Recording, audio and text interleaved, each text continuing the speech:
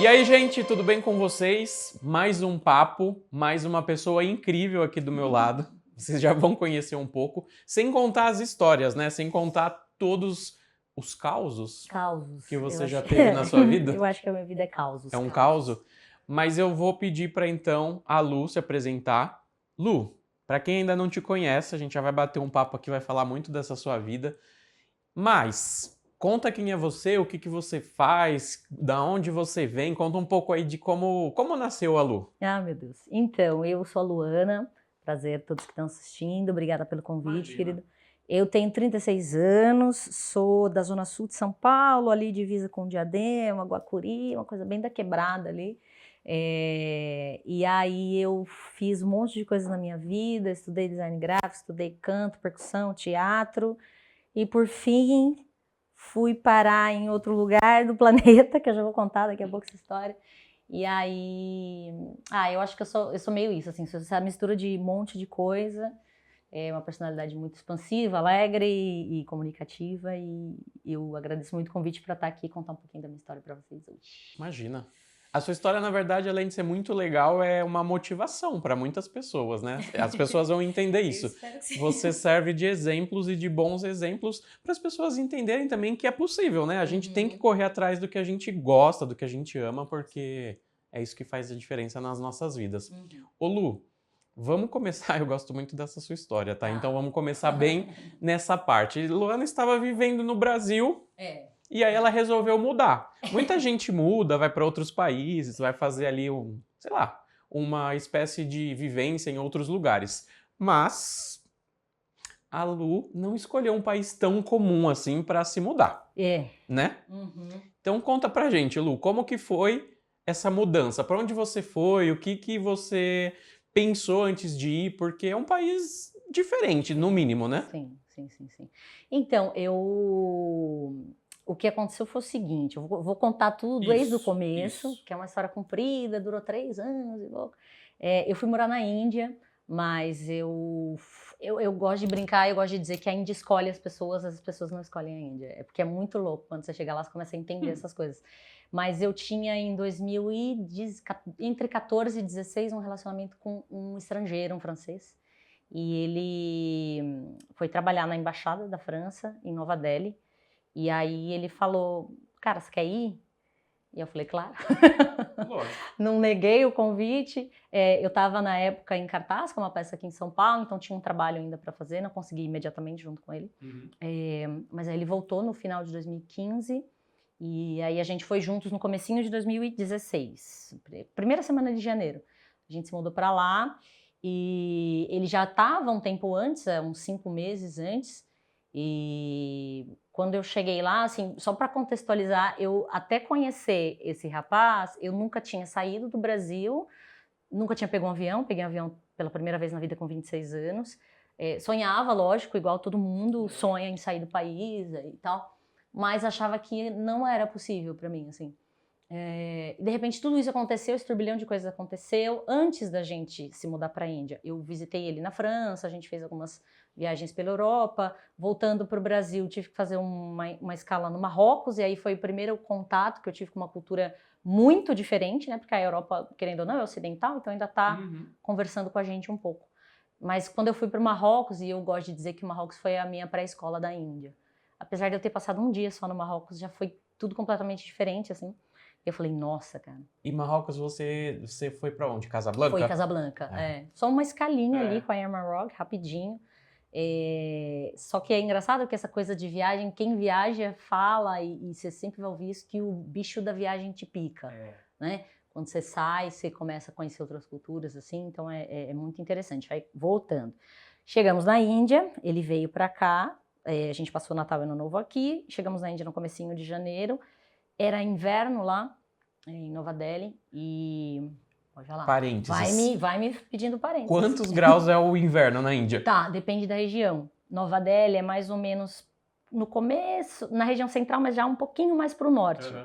Então, o inverno lá é tipo 1 grau, 2 graus, 3 graus, 5 graus, por aí. Porque a gente fala assim, inverno, né? Aqui no Brasil a gente fala, legal, inverno.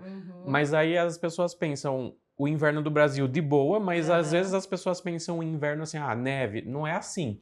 A Índia é gelada pra caramba. Tem uma parte lá que tem neve. Mas imaginem você, 1 grau, pra quem nunca tinha... Você já tinha pegado 1 grau? Eu peguei na Europa no inverno, mas era fim de inverno, então não tava já tão era mais frio. agradável. Mas, cara, é um frio assim que você não você tem noção até você passar, né? Aquele frio que corta, que não adianta quantas roupas você tá, se você não tiver com a roupa certa. Mas aí cheguei na Índia, em Nova Delhi. Gente, eu tenho TDAH, tá? Então, muitas vezes é provável que eu vá e volte nas histórias. Não tem problema, assim que é gostoso, esse é o jeito que eu assim gosto que é de bom. contar as coisas. E aí, tava esse frio em Nova Delhi, e a Índia é um país muito poluído, né? Então, a primeira coisa que me chamou muita atenção foi a poeira nas árvores. As folhas estavam empoeiradas, e tinha uma névoa no ar, assim. E a poeira, né, Lu, não é poeira tipo terra, é poeira poluição. As duas coisas, poluição e terra, porque tem uma faixa de deserto que tá ali jogando poeira também em cima deles. Mas, sair do avião, primeiro a mão invertida, né, que eles usam a mão inglesa, já foi uma maluquice. E aí, caminho do aeroporto para casa, que ele morava, vaca na rua, aí você começa, aí assim, já foi o primeiro choque, assim.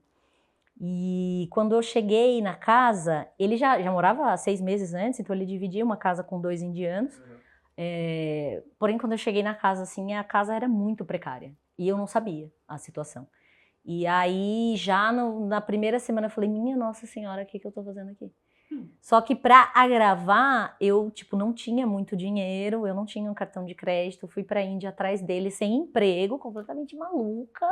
Não vou dizer não façam isso, porque de repente, se vocês fizerem, pode ser a melhor experiência da vida de vocês, mas assim, eu não sei se eu repetiria a loucura. Foi loucura de amor, tá, gente? Eu sou uma pessoa emocionada. Chegando na casa, a casa não tinha estrutura, ele tava com esses 2 indianos que ele dividia. A casa tinha um banheiro com chuveiro só, que era do nosso quarto, mas o quarto não tinha armário, não tinha... Tinha geladeira, mas tinha 3 pratos, 3 facas e 3 garfos, que eram deles lá. E a geladeira tinha sido comprada, há 1 mês atrás. Então, ele passou meses sem a geladeira. Assim, uma coisa muito maluca que eu não tinha essa noção. E quando eu cheguei... Gente, eu não gosto porque virou uma moda na internet falar da sujeira dos indianos, né? Só que isso é muito cultural, assim. Eu vou falar disso em alguns pontos, mas não é realmente julgando.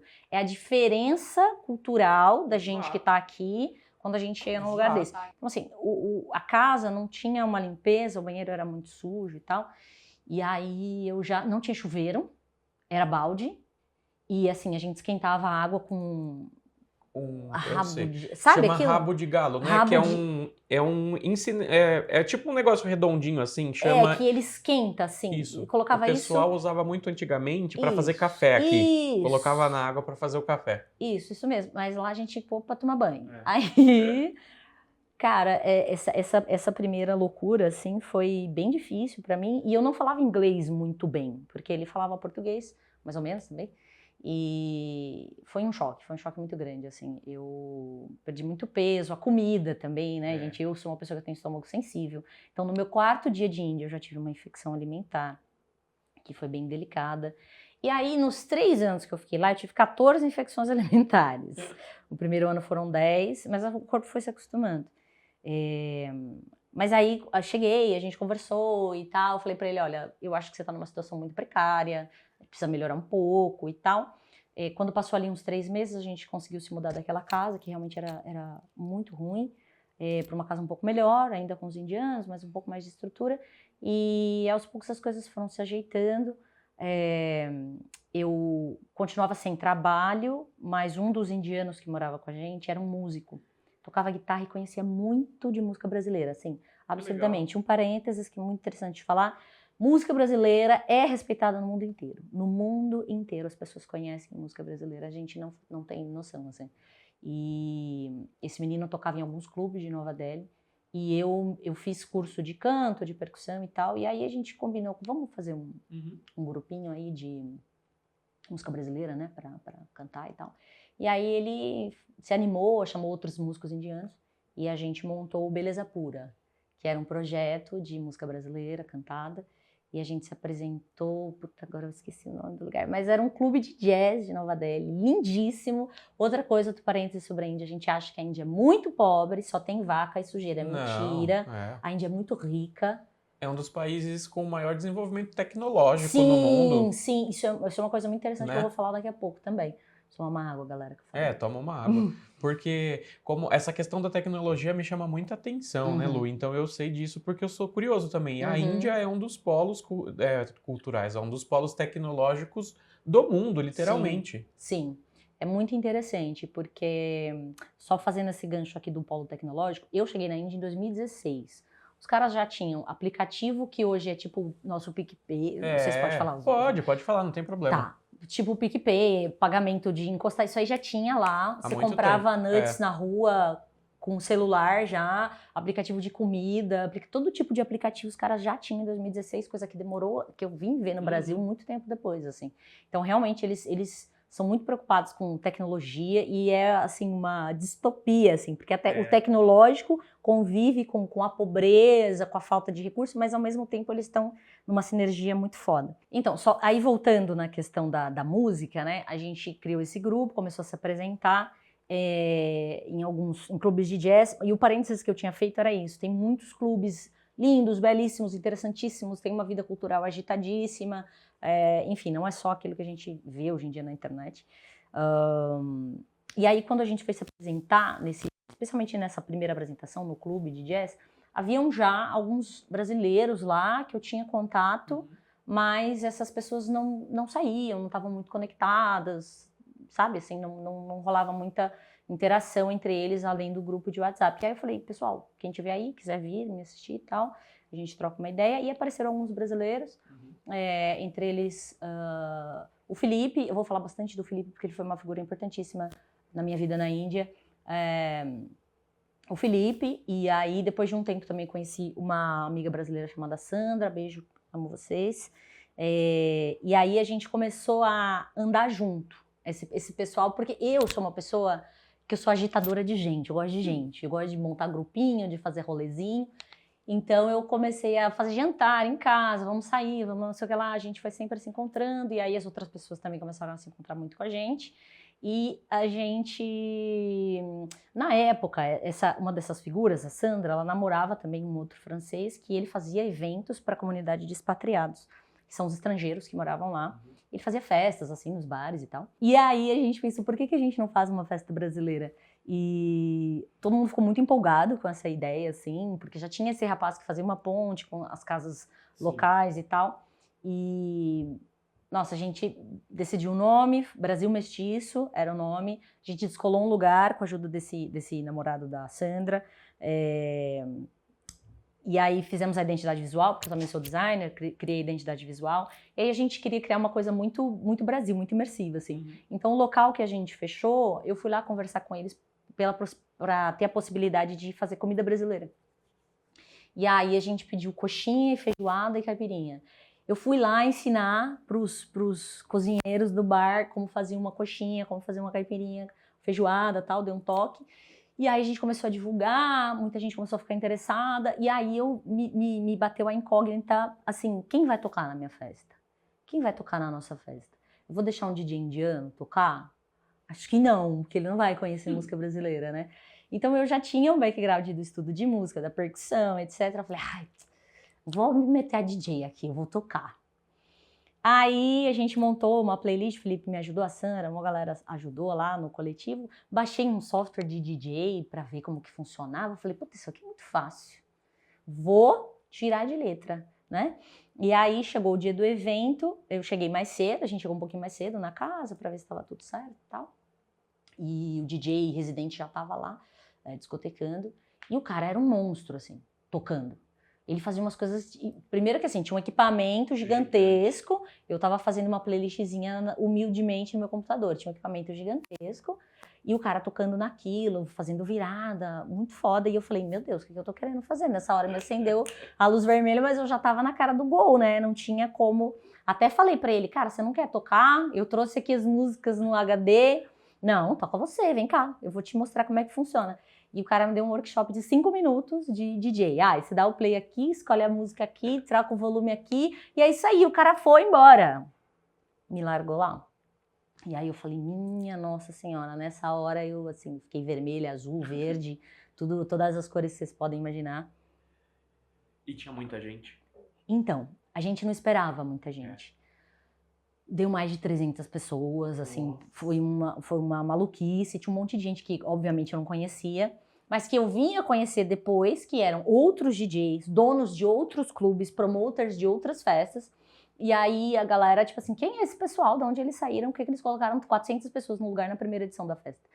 E aí eu discotequei a noite toda, praticamente, discotequei. Fiz um monte de cagada no console, errei várias coisas, enfim, loucura total. Mas aquele tipo de evento e aquele tipo de som nunca tinha acontecido lá. Que legal. E as pessoas ficaram malucas, assim, malucas, ensandecidas, e começaram a pedir mais. A gente fez mais edições do Brasil Mestiço, e aí as pessoas começaram a me pedir, os donos de clube começaram a me pedir para tocar e para ser hostess das noites nos clubes deles, assim. Aí eu ganhei uma noite de quarta-feira, que como eu já conhecia bastante gente, assim, já estava ligada com muita gente, eu trazia muitas pessoas e tal, só que essas pessoas ficavam pedindo para eu tocar. E eu falava, cara, não vou tocar, porque tem um DJ, não vou atravessar o trabalho do cara aqui, né?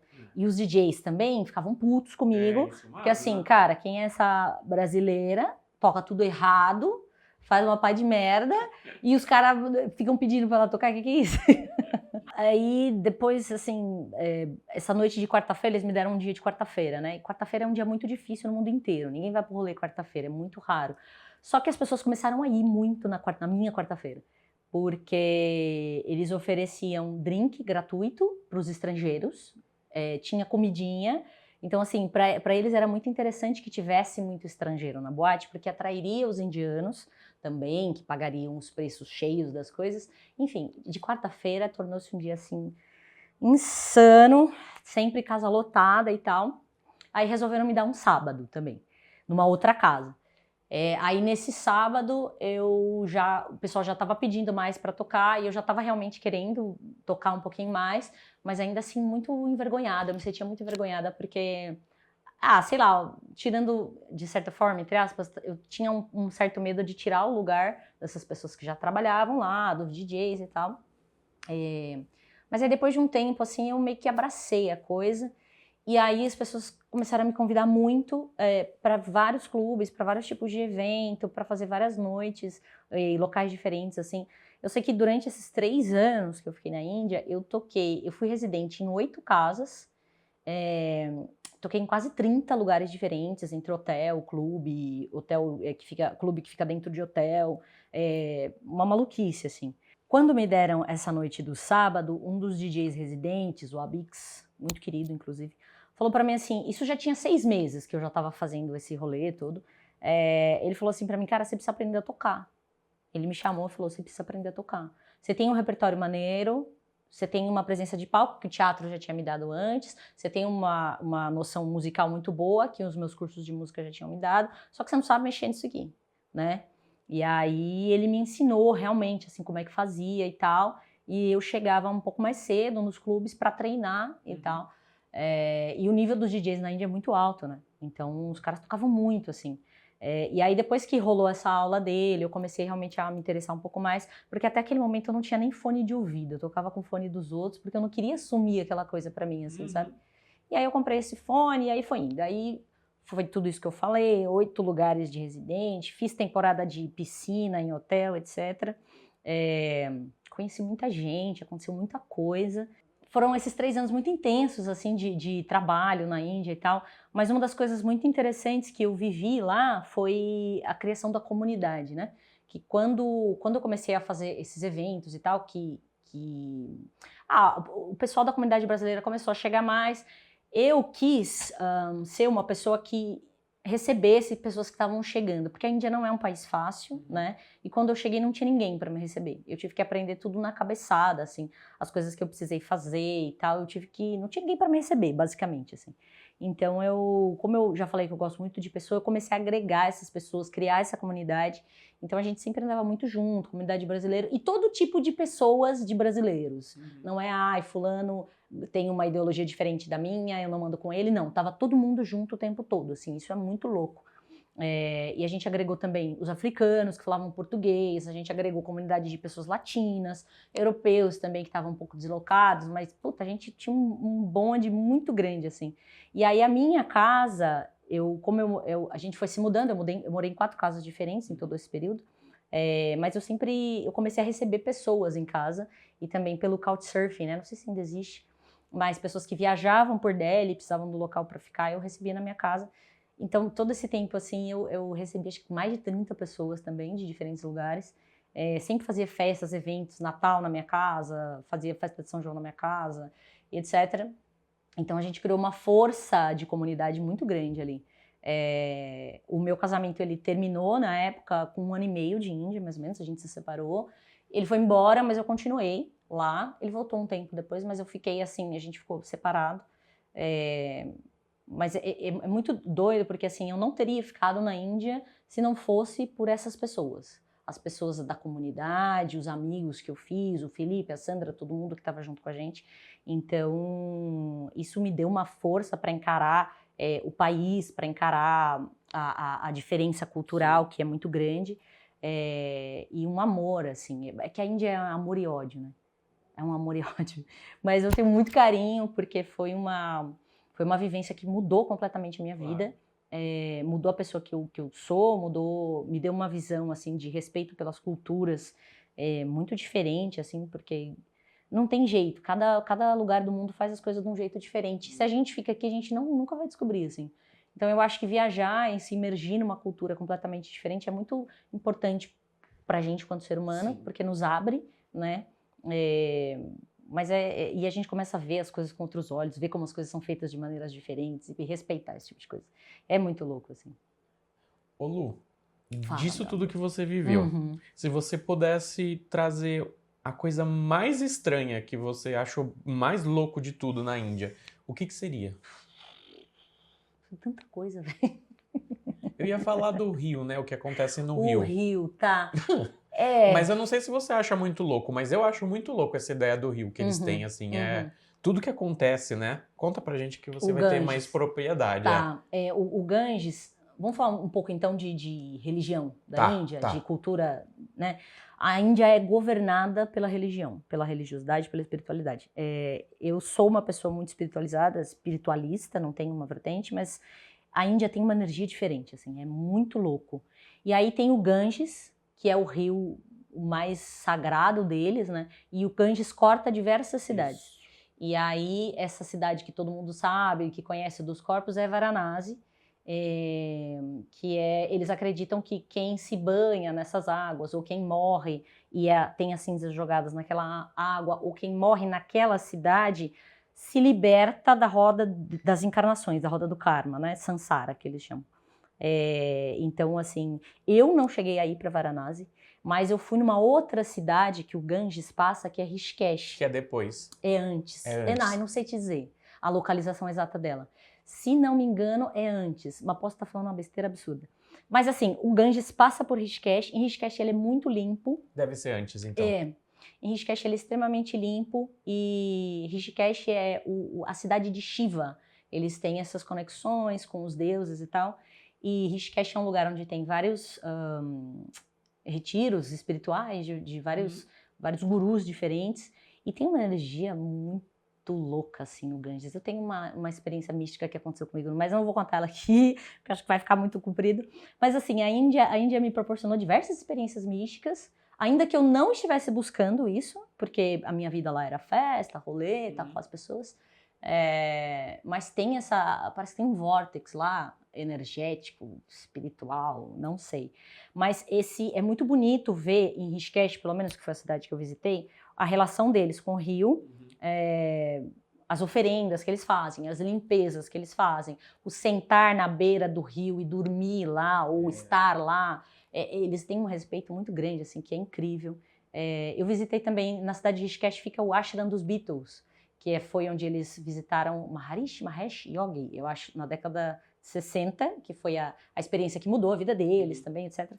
Tive lá, tem várias pinturas, é muito interessante, é na mesma cidade.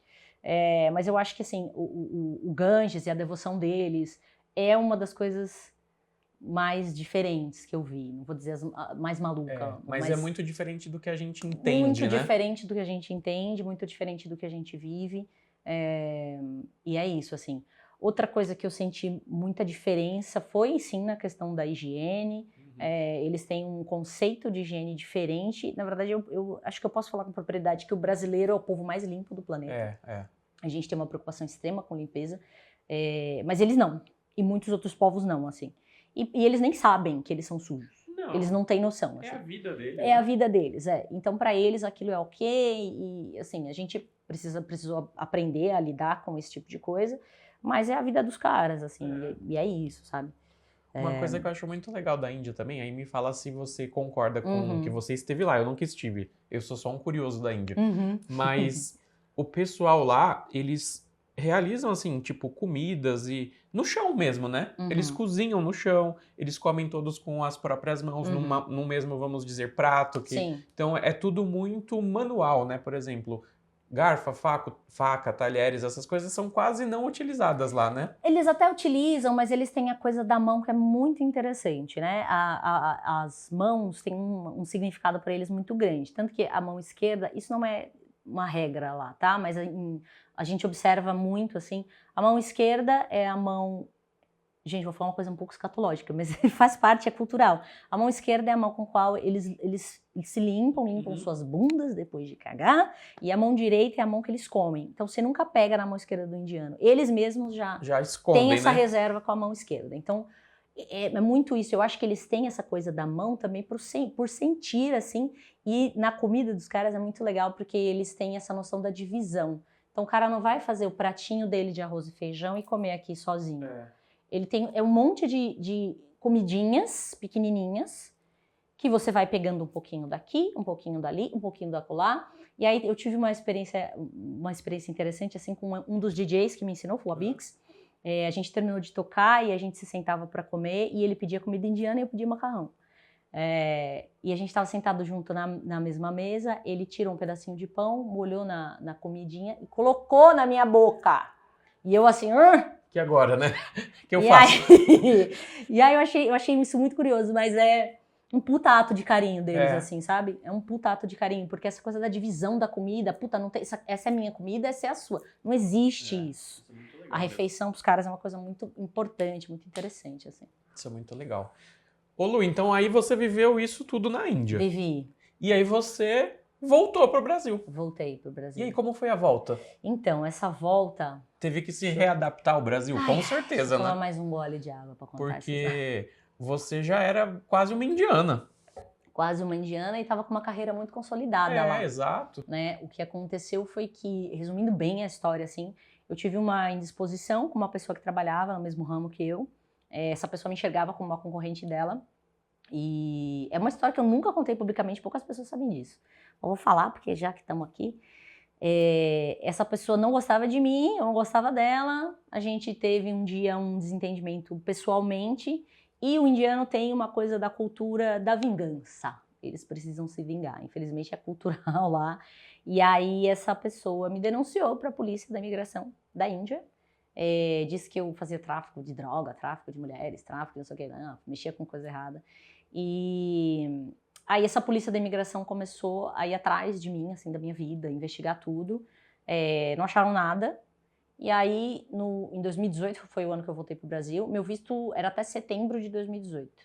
Eu saí no último dia do meu visto, sem nenhum problema. Tendo ido lá na polícia da imigração, tendo falado com o pessoal da embaixada brasileira, tendo ficado, assim, super neutra e super aberta em relação a isso. Quando eu fui sair da Índia, eles recolheram meu passaporte, ficaram um tempão com meu passaporte na imigração.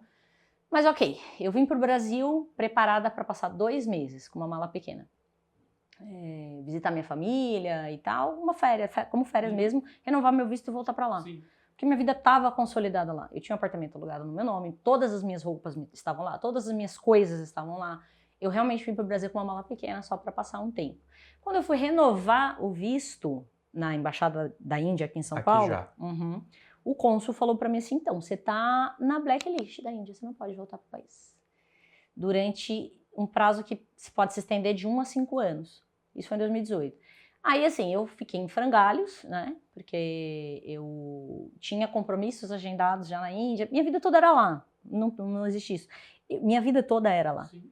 Então, ficar presa, entre aspas, no Brasil novamente foi muito difícil para mim. O dinheiro que eu tinha guardado acabou. Eu fiquei um tempo, assim, morando com meu irmão, na sala do meu irmão. Fiquei 7 meses morando na sala do meu irmão. Foi bastante delicada, porque na Índia eu era a única DJ indiana, já estava com meu nome consolidado, já, né, tinha uma projeção. Aqui no Brasil eu tinha que começar do zero. Eu comecei lá do zero. Eu tinha que começar de novo aqui. Porque eu nunca tinha feito nada do que eu fiz lá aqui, né? E aí foi uma fase que foi bem difícil para mim, final de 2018. E aí no começo de 2019 eu recebi um convite de uma pessoa que eu conheci, Sulamita, beijo, para ir num bloco de carnaval só de mulheres lésbicas e bissexuais, que estava fazendo ensaios em fevereiro de 2019 para sair no carnaval, janeiro de 2019 para sair no carnaval. E aí eu fui nesse espaço, sem conhecer ninguém, e aí esse espaço foi uma loucura, assim, porque mudou tudo para mim. A Índia mudou tudo para mim e esse lugar mudou tudo para mim novamente. É um bloco de carnaval que se chama Siga Bem. Nessa época eu entrei no Siga Bem, entrei como ritmista, tocava tamborim e comecei a me envolver com as atividades desse bloco. Comecei a tocar também, eu fiquei muito perdida, assim, como é que eu vou me colocar no mercado de DJ em São Paulo, sem nenhum contato? E esse espaço, agora eu já posso falar dele, né? Pode. Tudo dele ir embora nessa história. Pode. Tá. E esse espaço foi me dando essa abertura também para voltar a tocar nos eventos do bloco e tal. Outras pessoas foram me vendo. E aí eu comecei a me envolver com a produção desse bloco. E já em final de 2019, 2020, o desfile de 2020, eu estava muito envolvida com a produção. E o Siga Bem trouxe a minha atual esposa, que eu conheci lá também, que ela fazia parte. E é um trabalho que assim, hoje em dia eu ainda estou profundamente envolvida com o Siga Bem, eu estou na coordenação, na produção do bloco, e desde 2019. Então, assim, a gente enfrentou esse momento de pandemia, a volta da pandemia e tudo isso. Mas o Siga Bem tem uma coisa muito interessante para mim, que ele as meninas que criaram ele, a Leca e a Didi, entre outras pessoas que fizeram parte dessa criação, elas queriam criar um espaço seguro para mulheres lésbicas e bissexuais poderem curtir o carnaval em paz, assim, basicamente. E aí esse espaço se expandiu, a gente hoje em dia acolhe também pessoas trans, pessoas não binárias, e a gente tá nesse progresso, assim, de Siga Bem. É um lugar que me traz muita felicidade, me trouxe um senso, novamente, um propósito, novamente. Não que eu viva pelo Siga Bem, mas assim, me trouxe do lugar que eu tava quando eu entrei no Siga Bem, completamente devastada, sem dinheiro, sem ninguém, completamente sozinha, vivendo na sala do meu irmão. O Siga Bem me trouxe um círculo social novo, me trouxe uma companheira, me trouxe um propósito, uma luta importante ali, né, que é da sigla. E aí foi isso, assim, então hoje em dia eu tô nessa produção do bloco, a gente faz muitos eventos, a gente tá nesse processo de criar agora o desfile do próximo ano, vamos abrir, inclusive, chamamento para pessoas que quiserem tocar na bateria, dentro do nosso recorte, e hoje em dia foi um lugar que me devolveu a minha vida, assim, praticamente. Então eu tive esses dois lugares, assim. Não é fácil, São Paulo não é fácil, né? A gente tem muita gente fazendo as mesmas coisas, entrar nos espaços não é muito fácil, as pessoas são às vezes um pouco mais fechadas, mas o Siga Bem me acolheu e eu acho que esse meu senso de coletivo que eu já tinha desenvolvido na Índia, mas eu já tenho da minha vida, me ajudou a criar esse lugar onde no Siga Bem a pessoa chega, ela é acolhida, ela se interessa pelos outros, ela aprende um instrumento, ela cria um círculo social novo puta, isso pra mim é incrível, assim. Sim. Me dá um senso de propósito muito grande. Isso é muito legal. E aí, pra quem tá perguntando, ela se aposentou da carreira de DJ? Não, ela não se aposentou da carreira de DJ. Ela já vai contar porque eu já vou perguntar isso pra ela agora. Como é a sua carreira de DJ no Brasil? Ai, caramba, a minha carreira do DJ no Brasil, ela... Ai, gente, eu não floreio as coisas, vou falar as coisas como elas são mesmo, é difícil. Assim mesmo. Não é fácil, é difícil, porque ao contrário da Índia, assim, eu percebia muito isso, estando lá, na Índia eu fui jogada no meio do olho do furacão, né? Era uma coisa que eu não queria e aconteceu, sei lá por quê. Mas o nível técnico, vamos falar de nível técnico, dos DJs na Índia é muito alto. Então não é qualquer pessoa que chega numa balada e toca, a menos que a pessoa é louca, que nem eu, assim. Mas não é qualquer pessoa que vai se tornar um DJ de carreira, que vai conseguir tocar nos clubes, que vai conseguir tocar nos lugares que eu toquei. Não é, porque o nível dos caras é muito alto. E aqui no Brasil, gente, eu não tô reclamando, eu tô colocando o meu recorte, a minha visão da coisa. Tem mercado para todo mundo? Tem, mas é isso, qualquer pessoa entra nesse nicho, assim. E aí você tem muitas pessoas que não têm, às vezes, um nível técnico muito alto e tá tocando pra caramba, assim. Enfim, aí a minha carreira aqui de DJ ela é um pouco mais complicada, porque primeiro que São Paulo tem, você sacode uma árvore e cai 200 DJs, mas estar com o Siga Bem, estar no bloco me ajudou a chegar nesses outros lugares. Eu tenho muitas pessoas que me conhecem, interessadas no meu trabalho, que sempre me chamam e tal. Eu faço muito evento corporativo, faço festas de empresas, casamentos, etc. Mas aí trabalho em paralelo com o Siga Bem, com essa produção do Siga Bem. Comecei uma festa minha durante um tempo. Tive um projeto de mulheres DJs durante a pandemia. Que legal. Que a gente ganhou um edital do PROAC. E aí eu fiz uma série de lives, porque naquela época só podia fazer live.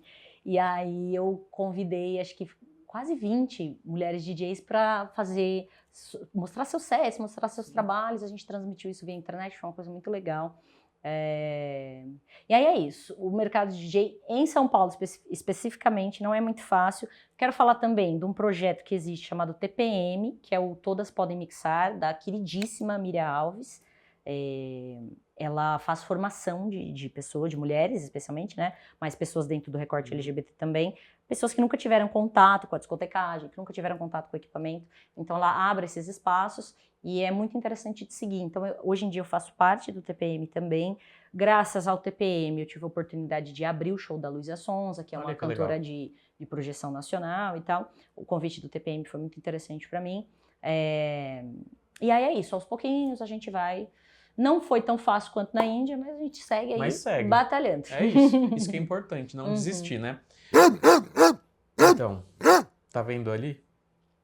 Atrás da câmera, o Matheus bravo. Ai, Matheus, ele é assim mesmo, ele é uma pessoa brava, tá? Porque ele sempre interrompe a gente quando o tempo acaba. E ele fica gritando, fica daquele jeito que você tá vendo ali, ó. Matheus, calma. Calma. E aí a gente tem que parar, porque ele manda e a gente para, porque senão ele vai embora, desliga a luz, a gente fica no escuro. A gente fica aqui no escuro. E aí ele desliga o microfone, as pessoas não ouvem mais a gente. Então, para não deixar ele tão nervoso, é melhor a gente já ir vamos encerrando. Mas vamos combinar para você voltar pra gente conversar de outras coisas. Quando você for tocar, nos convide pra gente. Convido. Aí o Matheus, ele vai também na festa, a gente grava. Que legal, fazemos uma matéria de um trabalho que você estiver fazendo. Legal. Vamos combinar. Aí a gente publica e tudo mais. Bacana. Mas para encerrar, quem tiver curiosidade, quais são as suas redes sociais, onde a gente te encontra? Tá, a minha rede social principal é o Instagram, é @luanahco. As minhas outras redes estão vinculadas lá, o Siga Bem tá vinculado lá. Aí vocês podem me achar por lá. Eu sou uma pessoa muito legal, adoro conhecer gente, adoro conversar. Se alguém deseja entrar fazer essas coisas que eu faço, pode vir falar comigo, eu sempre oriento, troco uma ideia e tal, sou uma pessoa super aberta. É isso. Gente, aproveitar então também o Instagram e todas as redes sociais, na verdade, do InSpace é InSpace Brasil. Siga lá. Essa possibilidade aqui desse papo e esse projeto super legal, graças ao InSpace, que ajuda a gente. Então é bom lá, vai lá, segue também as redes sociais, que é importante, né? Com certeza. Pra gente trazer mais pessoas. Se você tiver histórias legais também, a Lu, se tiver amigos pra indicar, indica que a gente vai conversar aqui. A gente gosta de boas conversas e compartilhar coisas boas, que é isso que faz a vida da gente melhor. Com certeza. Obrigada. Lu, só posso agradecer. Eu que agradeço. Muito obrigado. Dá um abraço. Aqui.